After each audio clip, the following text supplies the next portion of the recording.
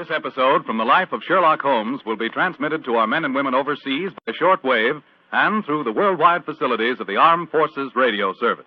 Petri Wine brings you Battle Rathbone and Nigel Bruce in the new adventures of Sherlock Holmes.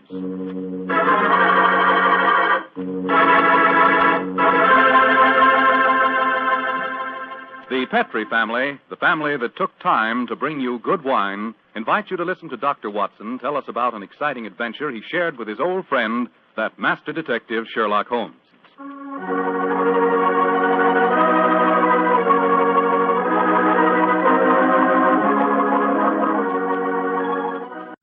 And now let's drop in on the good Dr. Watson, who's waiting for us in his California ranch house. Good evening, Doctor. Good evening, Mr. Foreman. Come in and make yourself at home. Thank you, Doctor. Sitting here with the lights off, I see. Have you been getting yourself in the mood for tonight's Sherlock Holmes story? No, my boy, I was watching the sunset. It's quite beautiful tonight. Aye, Doctor, the sun set over an hour ago. Yes, I know that, young fellow, my lad. I know that. But at my age, a fellow's entitled to take a little snooze after dinner, isn't he? Of course he is, Doctor. And now that we've settled that, how about tonight's story? Well, a very beautiful girl figured prominently in this adventure, Mr. Foreman. Her name was Jasmine Lafleur. Huh? Can you say that again, Doctor, please? I know, my boy, but that was her stage name. When she was a magician's assistant, unfortunately, I never had the opportunity of seeing Jasmine Lafleur in the theater. But I'm told that she was a fascinating figure in tights and spangles. When Holmes and I first met her, however, she was dressed a little more conventionally. And her name was then Diana Vennering. Lady Vennering. Lady Vennering? Say, those tights and spangles really paid off, didn't they? Well, how did you and Sherlock Holmes come to meet up with her, Doctor? In rather spectacular style, Mr. Foreman.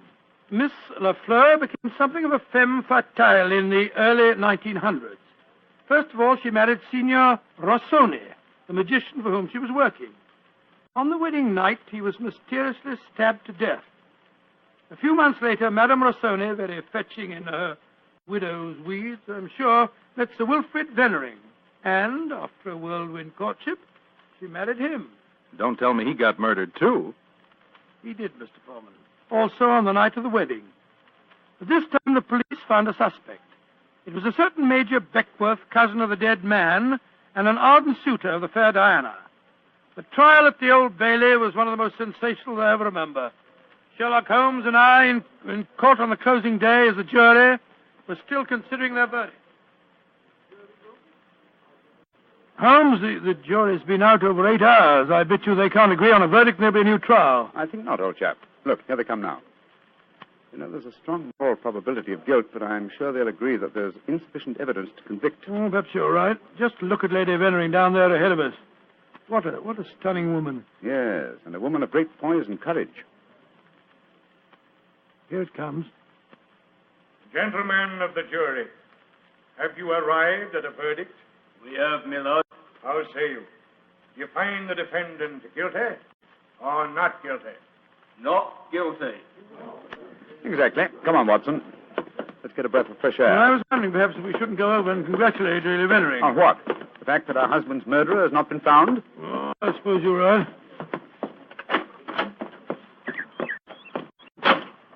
You ever read the book of Tobit, Watson? Tobit?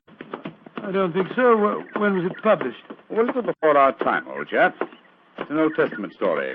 Whatever made you think of it at this moment? Well, it's so remarkably apposite with the case of Lady Vennering. It deals with a highly peculiar series of murders, 7 of them, if I remember correctly. Who was the murderer? A jealous demon by the name of Asmodeus, who strangled husbands on their wedding nights. Well, judging by the verdict just now, Major Beckworth isn't the Asmodeus, or whatever you call him in this case.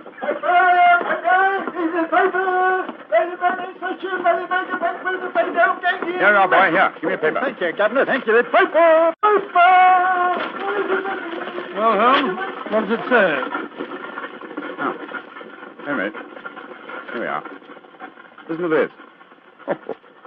Lady Vennering, widow of the murdered man, says that she will marry the suspect.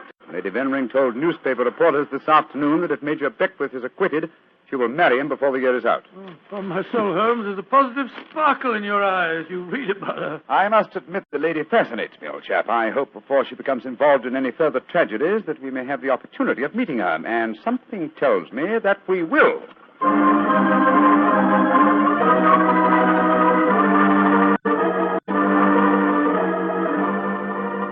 The Sunday papers are certainly having a field day over the Veneering case, Holmes.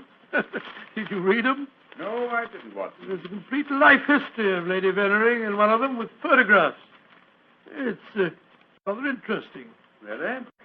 What are you doing over there, Holmes? Looking out of the window. Ah, yes. You expecting anybody home? No, come over here, old fellow. Oh, it's a clergyman. Yes, a very agitated one. Look at the way he's pacing up and down, and looking up at our window, too. By Jove. What eyes? Yes, there's a fanatical look about him, which suggests either the martyr at the stake or the inquisitor lighting the faggots. Mrs. Hudson's letting him in now.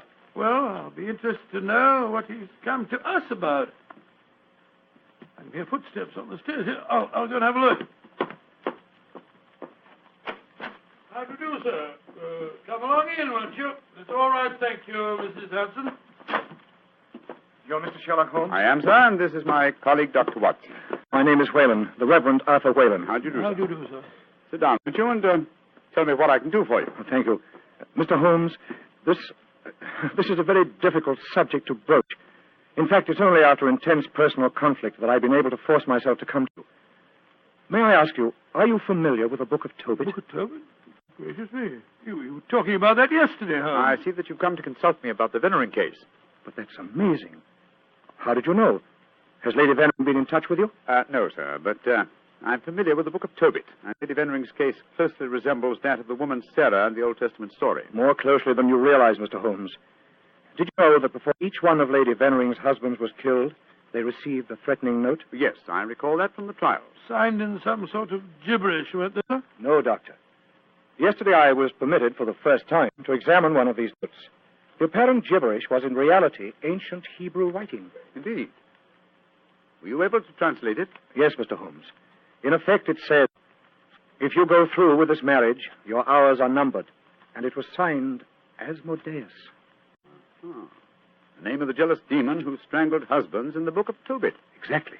Just why have you come to me, sir? I want you to talk to Diana, to Lady Veneering, to tell her she must not go through with this new marriage. Murder is stalking her, Mr. Holmes. I have argued with her, prayed with her, implored her to realize her danger. But she is adamant. I'm afraid I should feel extremely presumptuous in giving her my advice. No, Mr. Holmes. I have prepared the way for you. You could, I'm sure, make her realize her danger. And she's willing to see me, you say? Willing and anxious. Oh, very well. But I'd like to ask you a few questions first. Anything, Mr. Holmes. What is your interest in her? She's a member of my flock. She needs my guidance. Nothing further? No, Mr. Holmes. Well, I believe that you performed the marriage ceremony at both of her previous weddings. Yes. Are you proposing to officiate the ceremony if she marries Major Beckwith? Well, I don't know. I'm hoping that marriage will never take place. And so I want you to help me, Mr. Holmes. Where does the lady live? 47, Berkeley Square. Very well. Dr. Watson and I will call on her this afternoon. Delighted to, delighted. I doubt if I can be there myself. In fact, Diana might speak more freely if I'm not. But here's my card. Oh, thank you. You'll know where to get in touch with me if you want to. Very well, sir. Good day to you, gentlemen. And I'm greatly in your debt. Good day, sir, good day. Strange business, Holmes. I can't believe that Mr. Whalen's motives are entirely impersonal. Nor can I, old chap. What are you laughing about? I was thinking of the Book of Tobit, Watson. Tobit? In that, the role of protector, the role I have just been asked to take, was played by the Archangel Raphael. I can't help feeling, Watson, that I'm making distinct strides in my profession.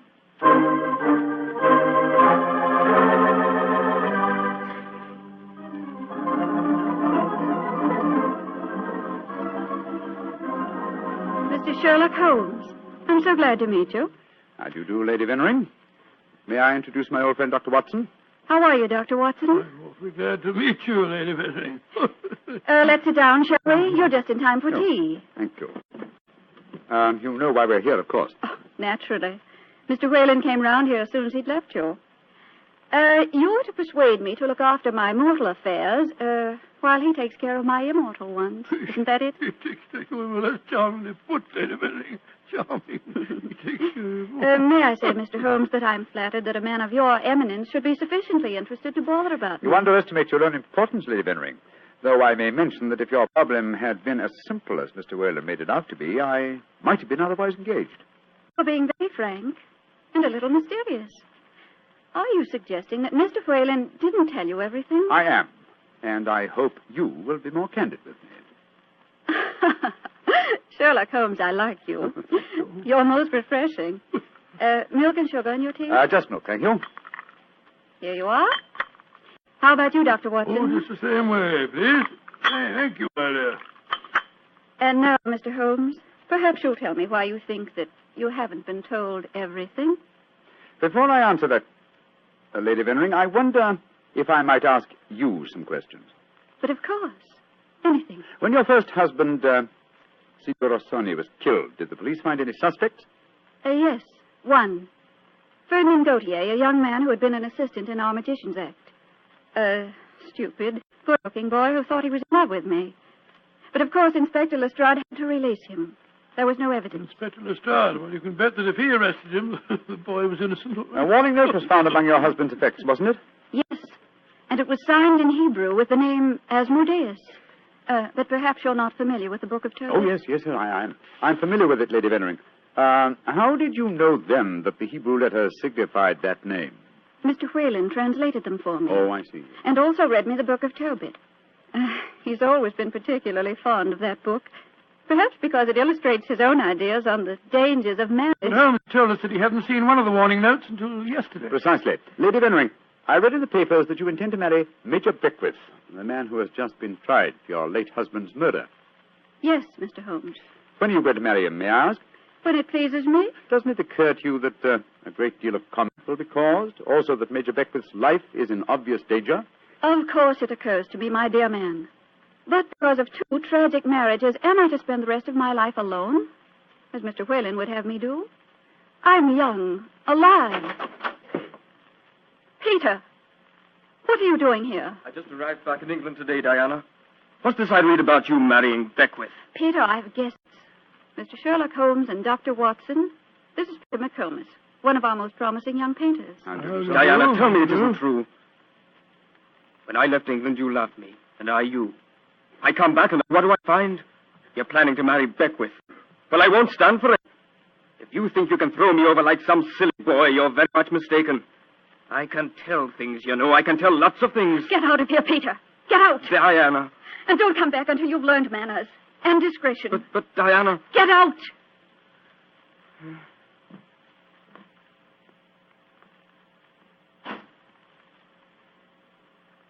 I'm sorry, gentlemen. Were there any more questions you wanted to ask me, Mr. Holmes? One, Lady Benring. Where is your fiancé, Major Beckwith? He's upstairs. I'm letting him stay here until the scandal of the trial has died down. I must see him at once. At once? Why, Holmes? He's in no danger until the marriage takes place? The marriage has taken place, Watson, unless I'm very much mistaken. What makes you think so, Mr. Holmes? You're much too discreet and intelligent, Lady Benring, to let him stay here in your house unless you were already married. We were married this morning. But we planned to keep the fact a secret for a few months until the scandal had died down. May I talk to him, please? Of course. I'll ring for the butler and ask him to come down. May I ask, madam, who married you? The Reverend Arthur Whalen, of course. Oh, and all the time he talked to us today, he knew perfectly well this marriage had taken place. He must have just come from it. I don't trust that man, Holmes. Oh, there you are, Hudson. I just rang for you. Will you ask Major Beckwith? Excuse me, lady. I was just on my way to telephone the police. The police? What do you mean? It's Major Beckwith, milady. He's been stabbed to death in his bath. Mr. Beckwith murdered, too. Hudson, I'll telephone the police. By now, I'm rather well acquainted with Inspector Lestrade. Excuse me, gentlemen. What a dreadful business, Holmes. A third husband murdered on his wedding day. But what a woman, Watson. She's superb, magnificent. What on earth do you mean, Holmes? What courage. What unconquerable spirit in the face of a fresh tragedy. Watson, she fascinates me. I haven't seen such a splendid female since we solved that case for the King of Bohemia.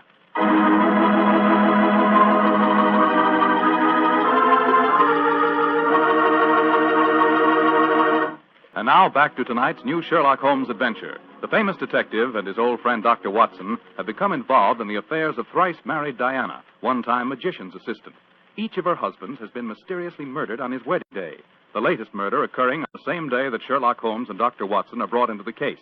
As we rejoin our story, it's a month later, and for some obscure reason, Sherlock Holmes seems to have lost interest in the case, though not in the beautiful Diana. Mr. Holmes. Yes, Lestrade? It's over a month now since Major Beckwith was murdered, and we haven't found a single clue to it. Do you expect me to supply the deficiencies of Scotland Yard? Well, it's unlike you not to help us, Mr. Holmes. And after all, you and Dr. Watson were in the house when it happened. If you ask me, the murderer's either McComas, that Irish painter, or the clergyman Whalen. What do you think, sir? As far as I'm concerned, the case is closed, Lestrade, and I wish you'd stop bothering me. What do you think I am? Nothing but a detecting machine? Mr. Holmes, whatever's come over you? Holmes, you're not going out again this evening, are you? I'm afraid so, old chap. Well, this will be the fourth night in a row. I was hoping that we might have a nice, quiet evening in front of the fire. Oh, I'm sorry, Watson, but I promised to take Diana to the horse show at Olympia. I should be home by midnight. Mr.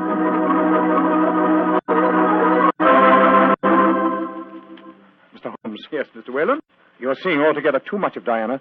She seems to be completely under your spell. But you introduced me to her in the first place, with the request that I keep an eye on her. I made a great mistake. As her spiritual protector, I'm afraid I must ask you to stop seeing her. I'm afraid I must ask you, sir, to mind your own business.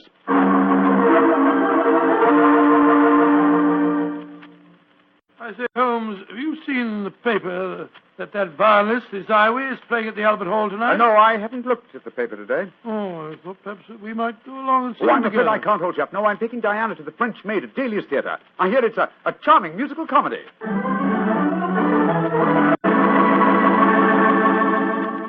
Look here, Holmes. We've been friends for a good many years now. Very true, old fellow. And I think I'm entitled to speak to you straight from the shoulder. Of course you are, Watson. Very well, then. This Diana Beckworth. Oh. Yes, it's your own business, I suppose, but I can't bear to see her making such a fool of you. You've neglected your work entirely since you met her. You get about as though you're a young fellow of 20. What's come over you, Holmes? Stop pacing about, old chap, will you, and sit down. In fact, it might be a good idea if you fortified yourself with a nip of brandy from the Tantalus there. What I'm about to tell you may be something of a shock. Watson, Diana and I are getting married tomorrow. What did you say, Holmes? I'm getting married tomorrow. But you're insane. Oh, that's not very flattering, Watson. Anyway, I don't see why you should be so surprised. You yourself married and left Baker Street once, didn't you? For you, Holmes, a confirmed woman Oh, hater. no, my dear Watson. No, indeed, no. You will remember in our adventure that you titled A Scandal in Bohemia, I met a lady that I have often referred to as the woman. You mean Irene Adler, but she was a criminal. Exactly, and yet Diana has the same magnificent characteristics. Keen intelligence, courage, and unconquerable spirit. But Holmes, 3 of her husbands murdered on their wedding nights.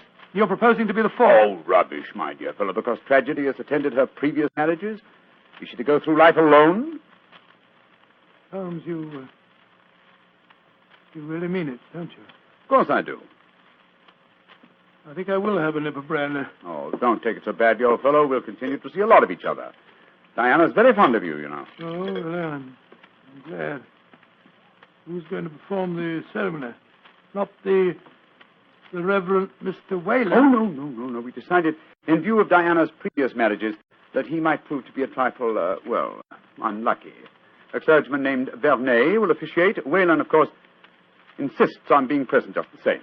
What time is the wedding tomorrow? 2 o'clock, old fellow. Oh, I should have mentioned this before. I hope your cutaway coat and top hat are in a good state of preservation. You'll be a pretty prominent figure at the ceremony, you know. You mean that... Well, I mean that if Sherlock Holmes gets married, who else could be his best man but his old friend, Dr. Watson? It's elementary, my dear fellow, elementary.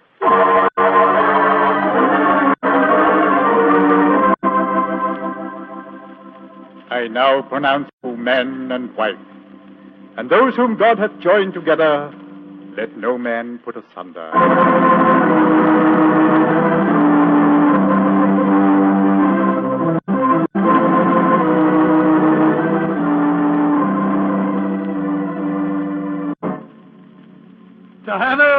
claim the privilege of the best man and give you a kiss. Of course you shall, Doctor.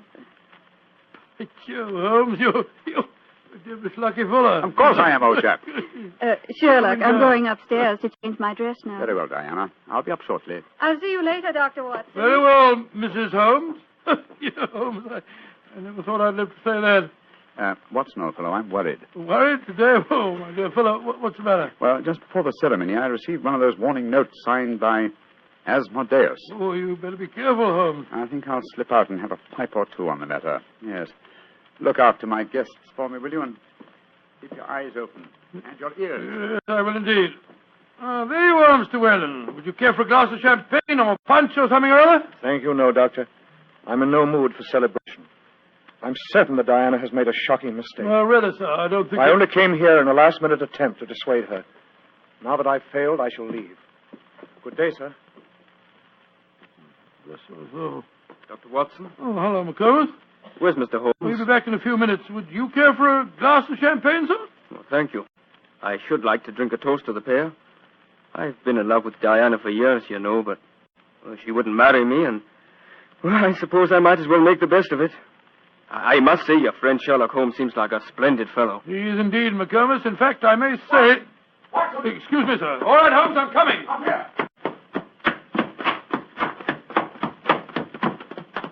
What on earth's the matter, Holmes? Follow me. Lock the door behind you. Allow me to introduce you to the demon Asmodeus, Watson. Unfortunately, at the moment, she's in a faint. Good Lord. It's Diana. Exactly. Always an impetuous woman, she made the mistake of trying to stab me with that knife. So I bent over to strap up a suitcase. She didn't allow for the wall mirror in which I was watching her. You mean you suspected her all along? Of course I did, old fellow.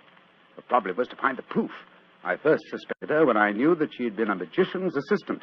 The key to the profession of magic is misdirection, and these murders have been a perfect example of misdirection motive. How do you mean, Holmes? Well, by creating Asmodeus, thanks to the well-meaning stories of the Reverend Mr. Whalen, whose theological libraries she must have copied the Hebrew signature, she focused the murders on jealousy, concealing the fact that the one person with a perfect motive was herself, the widow who was to inherit. Oh, why hasn't she been caught before? Because she was clever, devilishly clever. She left no clues except an indirect one that I had once spotted, that the likeliest person to be able to approach a bridegroom unsuspected and stab him is his bride. And now I wish you'd see if you can revive her, old fellow. When the police get here, I should like Mrs. Holmes to be in full possession of all her faculties.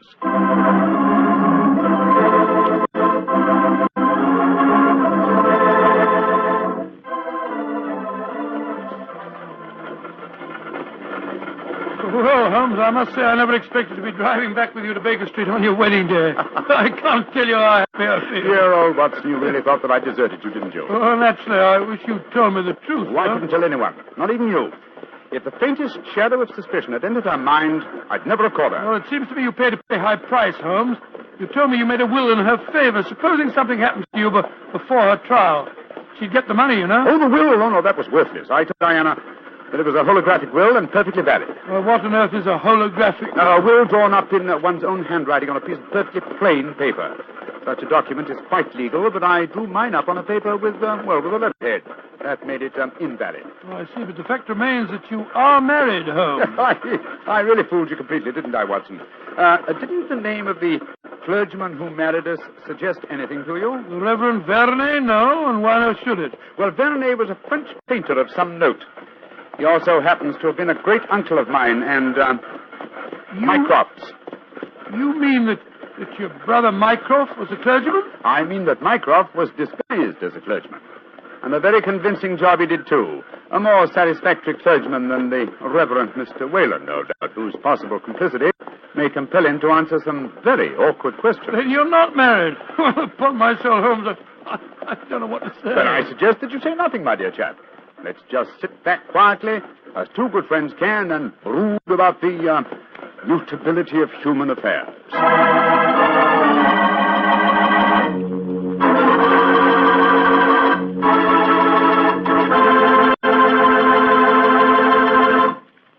Well, Doctor, tonight's adventure was really a little extraordinary, to say the least. Holmes sure had a narrow escape. Doubly narrow, Mr. Foreman, doubly narrow. He not only escaped the jaws of death, but he also escaped the the clutches of matrimony.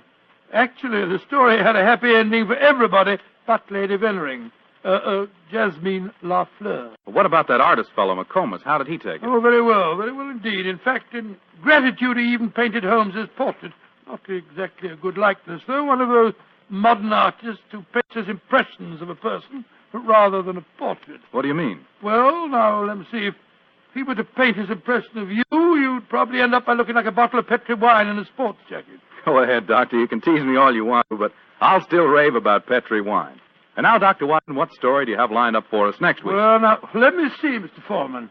I'm going to tell you about a strange adventure that began by my taking a wild cab ride through the moonlit streets of London and ended with Holmes and me being trapped in a luxuriously furnished cellar below a furniture warehouse down by the waterfront.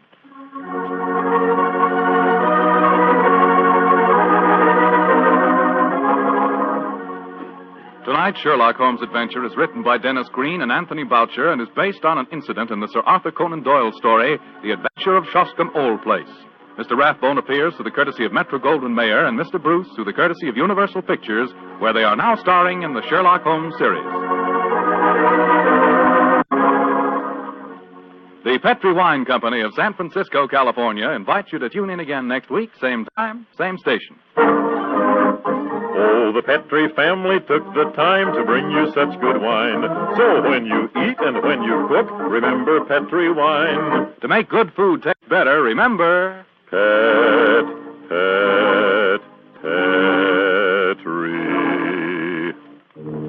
wine. This is Bill Foreman saying goodnight for the Petri family. Sherlock Holmes comes to you from our Hollywood studios. This is the Mutual Broadcasting System.